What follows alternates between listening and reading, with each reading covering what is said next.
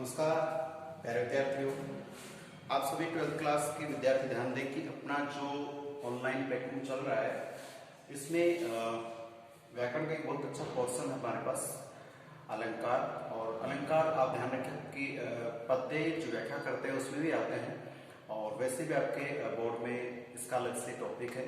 तो आज मैं कुछ आपको ये मान के चले कि इससे ज्यादा आपको कहीं मिलने के आसार भी नहीं है और ये जो बता दिया जाएगा अगर आप इसे ठीक से पढ़ लेते हैं तो मेरा यकीन है कि इन एग्जाम्पल से बाहर और कुछ भी बोर्ड में नहीं पूछ जाएगा। और मान के चले कि ये एक बार आप समझ जाएंगे तो आपको कहीं दोबारा अलंकार से जूझना नहीं पड़ेगा। विश्वास करके चलिए, बहुत अच्छी मतलब आपको मैं ये वीडियो देने का प्रयास करूंगा। तो ध्यानपूर्वक सभी विद्यार्थी जो हमारे बोर्ड में पढ़ रहे हैं, जो न्यू है और सभी के लिए महत्वपूर्ण टॉपिक है दोनों क्लासेस के लिए, तो ध्यानपूर्वक को पढ़ना है, देखना है, ठीक है। फर्स्ट ऑफ ऑल हम बात करेंगे कि जो अलंकार होते हैं, तो अलंकार शब्द का शाब्दिक अर्थ आप भली भांति जानते हैं। अलंकार को हम आभूषण के रूप में, यानी कि अलंकार का शाब्दिक अर्थ जो है वो आभूषण माना जाता है। और जनरली परिभाषा हम ले लेते हैं कि जिस प्रकार से किसी महिला, किसी सुंदरी की शोभा को और बढ़ाने के लिए, सुंदरता को बढ़ाने के लिए आभूषण पहने जाते हैं, चाहे रानी महारानी हो या सादा कोई महिला हो। तो ये मान के चले कि शरीर की शोभा बढ़ाने के लिए आभूषणों को पहना जाता है।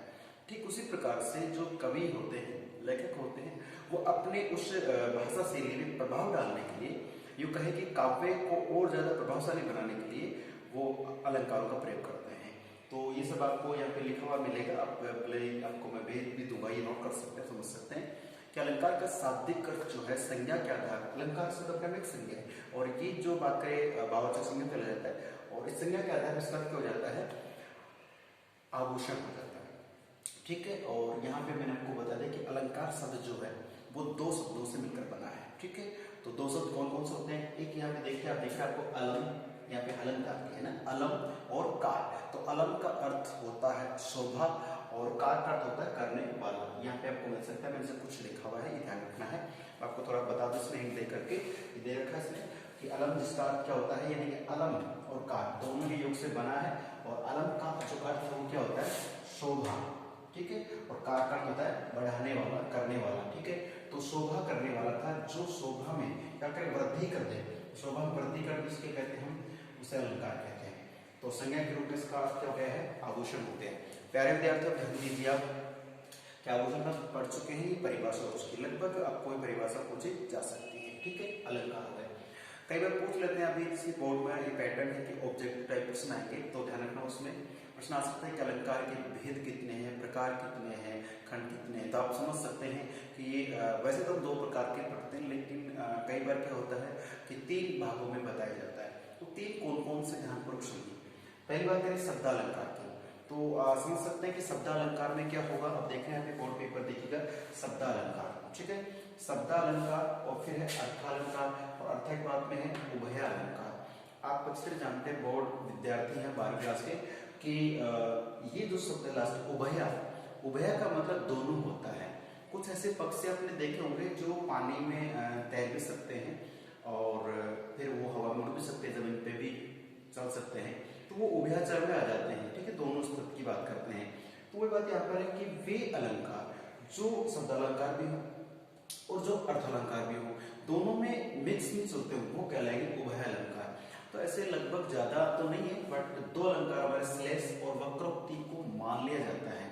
जबकि आपका ध्यान केंद्र होना चाहिए, आपका ध्यान होना चाहिए यहाँ पर कि जो अपने शब्दालंकार है इसकी परिभाषा लिखने की, सुनने की या मतलब आवश्यकता नहीं, समझने की प्रयास कीजिए। शब्दालंकार का मतलब ऐसे अलंकार जिनमें जो एग्जाम्पल आता है उसमें आपको शब्द के आधार पे अर्थ निकलता हो, ठीक है, शब्दों से पता चलता हो।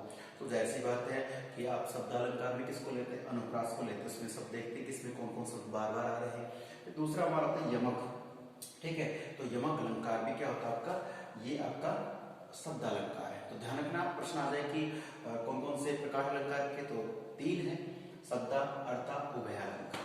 बात करें कि जो शब्दालंकार उसमें अनुप्रास और यमक दो आ गए हैं। उसके बाद है कि अर्थालंकार। तो अर्थालंकार में हमारे से शब्द कुछ भी हो, अर्थ के आधार पर पता चलता है।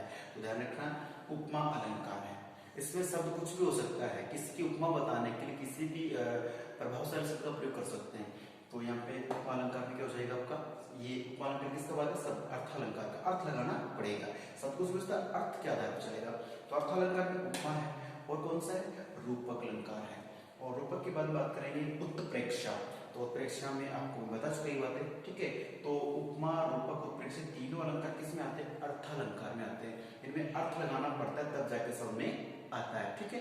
चलिए, हालांकि इसकी परिभाषा और इसका तो बहुत इजी की सब पकड़ में है और आप पकड़ सकते हैं, लेकिन अर्थालंकार में तो कुछ अर्थ लग सकता है, इसलिए ध्यानपूर्वक सुनना होगा। और देखिए दो बच गए, एक तो श्लेष है और एक वक्रोक्ति। तो श्लेष तो आप समझ जाएंगे, थोड़ा आपको बताएंगे। और वक्रोक्ति, देखो वक्रोक्ति लिखा हुआ, वक्रोक्ति तो सीधी सी बात से एक शब्द में बात को लिखते हैं, उनसे वक्रोक्ति से लिखा हुआ, ध्यान रखना इसमें वक्रोक्ति। तो वक्रोक्ति का मतलब ये मान के चलिए, वक्र है उक्ति जो, तो सोचने की बात है कि जैसे वक्र कठोर या क्रोध में या गुस्से में हम जो बोलते हैं, उक्ति का मतलब हमारी वाणी हम जो बोलते हैं, तो सोचने का मतलब ये है कि वक्रोक्ति का मतलब है कि कई बार ऐसे एग्जाम्पल ऐसी लाइन मिलती है उसमें वक्रोक्ति अलंकार का प्रयोग होता है, ठीक है। बहुत ज्यादा कटु बातें होती हैं तो वो इस उभयलंकार में आ जाती है, ध्यान में श्लेष और वक्रोक्ति बात कर रहे हैं, ठीक है। चलिए, हालांकि दोनों भी किसके पार्ट है, इन्हीं के हैं, या तो शब्द होगा या अर्थ होगा, लेकिन वो दोनों अगर उभयलंकार में आएंगे तो वो बस दो यही है, ठीक है। चलो, अब विद्यार्थी मैं आपको एक बात बता दूं, यहाँ पे हम पढ़ेंगे, हमने अलंकार की डेफिनेशन पढ़ ली है, उसकी प्रकार पढ़ ली है। अब पढ़ने जा रहे हैं हम लोग कि सबसे पहले जो अलंकार आता है, जो हमारे बहुत अधिक मात्रा में काम में भी आता है और आवश्यकता भी रहती है, वो हमारा है अनुप्रास। तो अनु का मतलब होता है पीछे या बीच बीच चलने वाला, अनुगामी करने वाला, और प्रास का मतलब कि प्रकाश प्रकट करता है। तो सीधी सी बात है कि एक ही वर्ण को बार बार आगम लेके आ रहा है आपका अनुप्रास। इसकी परिभाषा भी मैं आपको बता रहा हूँ, बिल्कुल सिंपल सादा, तो याद हो जाएगी। क्या है, देखिए कि जब किसी पद में किसी व्यंजन, ध्यान रखना मैं क्या कह रहा हूँ, जब किसी पद में व्यंजन की बात कर रहे हैं, इसमें स्वर का प्रभाव नहीं पड़ेगा, ई की मात्रा है, ओ की है, ओ की नहीं, कोई प्रभाव नहीं पड़ेगा। आपको पकड़ना क्या है कि बस व्यंजन कौन सा है, च है तो बार बार च आएगा, ट है तो त आएगा, ट है तो ट आएगा, प है तो प आएगा। आपको व्यंजन पकड़ने हैं, मात्रा से कोई प्रभाव नहीं पड़ेगा।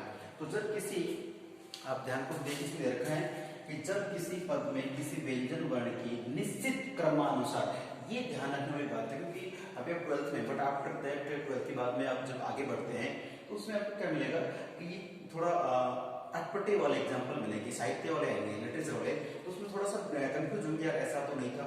लेकिन निश्चित क्रम में आता है ना, तो फिर वो अनुप्रास होता नहीं, तो दूसरा चला जाता है। तो निश्चित क्रम अनुसार बार बार, ध्यान, बार बार क्या होती है, आवृत्ति होती है, तो वहां पे क्या हो जाएगा, हमारा अनुप्रास अलंकार माना जाएगा। इस बात का ध्यान रखना, ठीक है। चलिए, तो अनुप्रास क्या होगा, समझते, बार बार व्यंजनों की आवृत्ति होगी, क्रम से होगी, बार बार होगी। उसके बाद बात करूं मैं कि यहाँ पे मैं आपको 2-3 एग्जाम्पल दे रहा हूँ। पहले तो एग्जाम्पल तो आपको सिंपली समझने की अनुप्रास का ही है, उसकी बात क्या देखना है, ध्यान रखिए, इधर आइए, थोड़ा ध्यान रखना कि पहला एग्जाम्पल दे दिया मैंने कि भगवान, अच्छा ये मैं आपको पूछने वाला भी हूँ कि जो पहला और दूसरा जो एग्जाम्पल है, इनमें सिर्फ ये बताऊंगा कि इसमें अनुप्रास अलंकार है। बाद में अनुप्रास के 5 भेद हैं, उन 5 भेदों में से आप खुद पता लगा लो कि कौन सा भेद आएगा, ठीक है। 5 भेद है, ये ध्यान रखना है, ठीक है। चलिए, कौन कौन से बात करें, हालांकि लिखे हैं बोर्ड पे, आप नोटिस कीजिए। देखिए, पहला है भगवान भक्तों की, यहाँ पे अनुस्वार लगा हुआ है, थोड़ा आगे लगाइए, यहाँ लगाइए इसको, भगवान भक्तों की। अच्छा, हिंदी में प्यारे विद्यार्थी जो बोर्ड विद्यार्थी हैं, शुद्धता का प्रयोग करें, अशुद्ध ना लिखे। अनुस्वार कहाँ लग रहा है, चंद्रबिंदी कहाँ लग रही है, हलन कहाँ लग रहा है, कोमा कहाँ लग रहा है, इनका आपको ध्यान रखना है। क्योंकि अगर ये क्लियरली आपका सही है तो ठीक करने था, हमारा मार्क्स कर सकते हैं, आदत से खराब हो जाती है। तो देखिए, भगवान भक्तों की भयंकर घोरी भीति बढ़ाइए, अर्थ इसका क्या होगा, वहां आता है तो अच्छी बात है, नहीं तो नो प्रॉब्लम, अपने को समास निकालना है। तो ये अर्थालंकार की बात कर रहे हैं, ठीक सर, बात करें, सॉरी शब्दालंकार की बात करें, शब्द देखने आपको क्या है, भगवान में क्या मिल रहा है आपको, देखिए मैं आपको हिंट कर देते हैं, ये भय मिल रहा है, क्या, ठीक है। भक्तों में भय, और भयंकर में भय, घोरी में भी आपको देखो भय। अब ये नहीं देखना कि इसमें ओ है, इसमें नहीं, आपको सिर्फ भय को पकड़ना है। भीति में भय, भगवान में भी डर, भगैया में भय, आपको देखना कि एक ही वर्ड जिसकी आवृत्ति क्या हो रही, बार बार हो रही है, ठीक है। तो भगवान भक्तों की बुरी, इस तरह से बात करेंगे। अब उसके बाद है दूसरा वाला, चारों चंद्र की चंचल किरणें खेल रही थी जल थल में। तो देखिए इसमें चारों में छह आपका है, चंद्र में छह, चंचल में इधर देखो छह, और बात करें इसमें किरणें खेली थी, नहीं आ रहा, कोई दिक्कत नहीं है। और यहाँ पे देखिए आगे तक कहीं भी नहीं है, आपको ये पकड़ना है कि चारों चंद्र की चंचल किरणें, ये ध्यान रखना है, ठीक है। आगे इससे बात करें जैसे लय की का लय, जल थल और इस तरह से। चलिए पैराग्राफ को देखना ये है कि दो वर्ण हो एक वर्ण हो कोई फर्क नहीं पड़ता, लेकिन वो फ्रीक्वेंसी होनी चाहिए, लगातार आना चाहिए। तो ध्यान रखना कि इसमें देखिए चार चंद्र की चंचल किरणें, ठीक है। चलिए तो इसमें देखो वह कितनी बार, 1 2 3 4 5 काफी बार आ रहा है, ठीक है। इसमें कौन सा होगा पता चले तो देर में। और चार चंद्र में 1 2 3 बार ही आ रहा है, कोई बात नहीं है। चलिए अब बात शुरू होती है कि जो अनुप्रास के 5 प्रकार होते हैं, हालांकि कभी आपसे नहीं पूछने वाले, लेकिन ये मान के चले कि ये चीजें कंपटीशन एग्जाम्स में आती है, लाइफ में है ना, बड़े से बड़े एग्जाम्स में RSI जो भी है उसमें आती है, डेफिनेट आती है। तो वहां पे पूछ लेते हैं कि अनुप्रास का कौन सा पार्ट है, कौन सा भाग है, तब आपको बताना पड़ सकता। तो अगर आपकी नींव अच्छी है तो आप बेस्ट कर पाओगे, नहीं तो फिर वापस रखना पड़ता है। चलिए और आपको एक भी बता दूं, हमारी कड़वी सच्चाई है, लोग मानते नहीं है कि आप और हम जो 12th क्लास तक अध्ययन करते हैं वही अध्ययन वही ज्ञान आपको आगे तक काम आता है। हाँ, बात यह है कि हम ग्रेजुएशन कर रहे हैं, कुछ और कर रहे हैं, वहां आपको सेल्फ स्टडी करनी पड़ती है, सिर्फ वो लोग आपको गाइड करते हैं। और 12th क्लास तक का जो माहौल होता है उसमें टीचर चाहता है कि हर वो चीज जो बच्चों की आती है बच्चों को कंप्लीटली ऐसे बता दें कि इन्हें आगे समस्या नहीं आए। अब फैसला आपके हाथ होता है कि आप कितना उसे ऑब्जर्व करते हैं, ठीक है। चलिए तो ध्यान रखना, इसको ऐसे पढ़ना कि हमारी ये ऑफलाइन क्लास वजह से। तो देखिए बात करेंगे यहाँ पे एक शुरुआत उसकी, कानन कठिन भयंकर भारी। प्यार जाते फोकस कीजिए, कानन और कठिन, कह की आवृत्ति केवल 2 बार ही कर रहा हूं मैं। यहाँ पे देखिए ये तीसरा वाला है अपना कानन और कठिन, ठीक है। इसमें क्या 2 बार आ रहा है। फिर भयंकर भारी, इसमें भय यहाँ पे और यहाँ पर है, ठीक है। अब देखिए आगे इसमें थोड़ा इधर आ जाता हूँ आपके लिए सहोदय होकर देखिए बात करें इसमें कि कानन कठिन भयंकर भारी घोर घाम, ठीक है। यहाँ पे घोर ये आ गया, घय आ गया, और हिम को छोड़ दीजिए, बार बयारे। तब देख रहे हैं इसमें कै कै, भय भय, घय घय और बै भय, ये अलग लगा रहे हैं। तो पैदल मेरे सामने लिखा छेका अनुप्रास, छेका। तो पहला ही जो प्रकार है अनुप्रास को आपके सामने आ चुका, कौन सा है, छेका अनुप्रास। तो मैंने आपको कई बार प्रैक्टिकली बताया भी है छेका अनुप्रास। जैसे मान लीजिए ये मान लीजिए बोर्ड है, इस बोर्ड को मैं किसी भी ड्रिल से अगर छेद करता हूँ, छेद कहने की अपने आम भाषा में छेद करने से होता है ना, कंप्लीटली समझना अपने को, तो छेद कर देते हैं। तो एक तो बोर्ड की सतह है, एक पीछे वाली 2 सतह हो गई, तो 2 सतह को जो छेद करके भेद करके कोई भी ड्रिल सामने निकल रही है तो वो 2 बार 2 परतों को छेद रही है। तो यानी कहने का मतलब है कि ऐसी कोई पंक्ति या काव्य कोई कविता जिसमें वर्ण की आवृत्ति केवल 2 बार हो रही, जोड़े बन रहे हैं, ठीक है, वहां हो जाएगा छेका अनुप्रास हो जाएगा। आप देख रहे हैं यहाँ पे क्या देख रहे हैं, देखिए कि कानन कठिन तो कै कै 2 बार आ रहा है, फिर भयंकर भारी में 2 बार, घोर घाम में 2 बार, और बार बयारी में भी 2 बार आ रहा है। तो सीधी सी बात है कि अनुप्रास को इससे तो एक बार तो आएगा भी नहीं, तो इसका मतलब है कि अगर कोई भी वर्ण है वो केवल 2 बार ही आता है, वहां छेका अनुप्रास होता है। क्लियर, कहीं भी देखो 2 बार बना रहा है, केवल 2 बार, पंक्ति कितनी बड़ी लेकिन अगला वर्ण बदलेगा। यहाँ पे देखो पहले क्या था, पहले क्या था, फिर भय हो गया, फिर कुछ और हो गया। तो अगर वर्ण 2 बार आता है तो क्या कर दोगे, सीधी बात छेका अनुप्रास, ठीक है। रटने के लिए समझने की बात है। आप छेका अनुप्रास परिभाषा हो चुकी है कि जहां वर्णों की आवृत्ति केवल 2 बार ही होती है या एक क्रम में होती है, एक दूसरा आता है जोड़े में होती है, वो छेका अनुप्रास। चलिए आगे आगे बात आती है दूसरी, देखिए चौथे पे जी, भव्य भावों में, ये अनुस्वार लग रहा है, ध्यान रखना यहाँ पे, ठीक है। नहीं आपको बता दो अनुस्वार यहाँ पे है, आपके यहाँ पे भावों की बात करते हैं।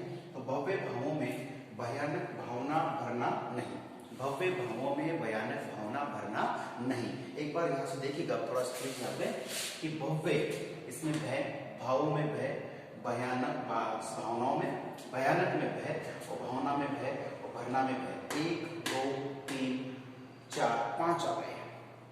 इसका मतलब ये हुआ कि अगर आवृत्ति 1 और 2 बार होती तो छेका, और 2 के बाद 3 बार आ जाए, 4 बार आ जाए, 5 बार आ जाए, वो क्या हो जाएगा आपका, आप देख रहे सामने लिखा हुआ, क्या लिखा हुआ देखिए, यहाँ वृत्त्या अनुप्रास लिखा, वृत्त्या वृद्धि होती है, बार बार आता है, तो बस पकड़ने कितने 2 ही, कि अगर 2 बार हो रही है तो छेका अनुप्रास है, और 2 से ज्यादा 3 4 कितनी भी हो रही है, वृत्त्या अनुप्रास, वृत्त्या वृद्धि हो रही है, ठीक है। अब जो इंपॉर्टेंट है वो है तीसरा वाला, कौन सा है देखिए 5 नंबर पे आ गए, तुलसी सीदत निस दिन देखत तुम्हारी निठुराई। तुलसी सीदत देखत निस दिन तुम्हारी निठुराई। तो देखिए तुलसी सीदत निस दिन देखत तुम्हारी निठुराई।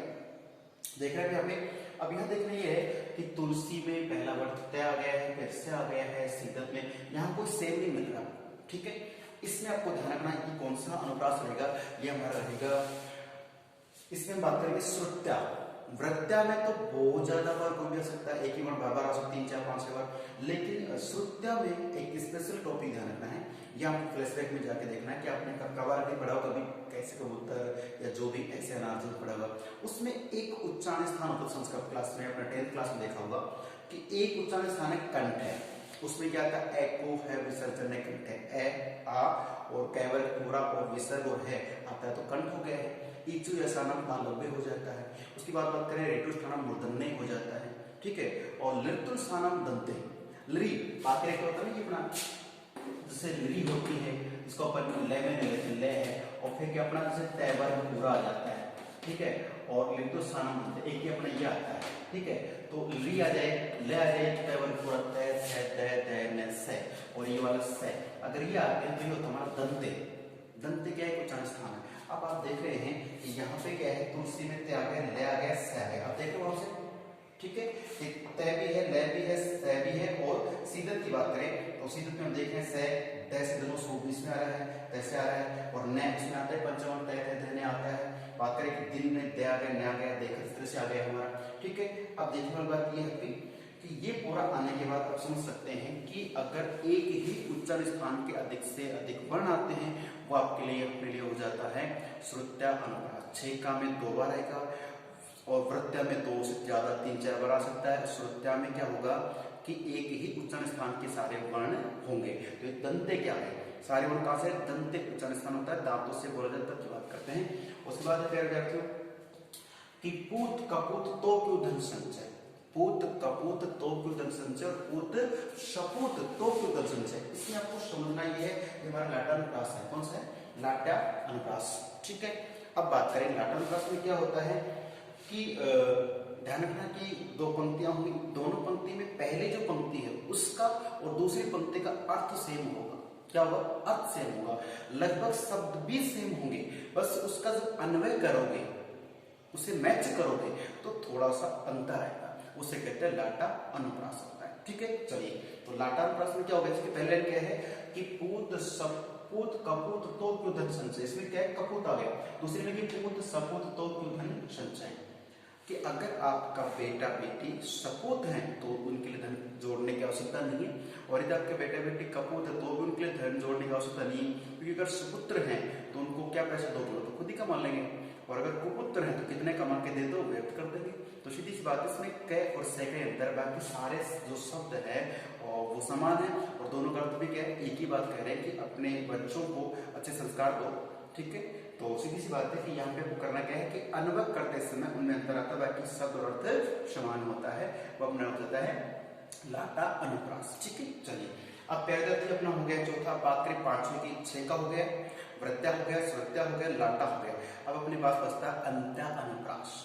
अंत्या अनुप्रास का जो 12th बोर्ड के ओल्ड विद्यार्थी हैं ध्यानपूर्वक सुन लीजिए, इस बार एग्जाम्पल आ सकता है, हालांकि ये नहीं पूछेगा इसमें कौन सा प्रकार, आपको अनुप्रास बताना होगा, लेकिन ध्यानपूर्वक सुन तो लो। क्या जैसे आपने 10th क्लास में एक पंक्ति पढ़ी होगी कि खूब लड़ी मर्दानी वो तो झांसी वाली रानी थी, बुंदेले हर बोलों के मुंह हमने सुनी कहानी थी। तो लास्ट में जो कहानी थी, रानी थी, ये एक जैसे शब्दावली आ रही है।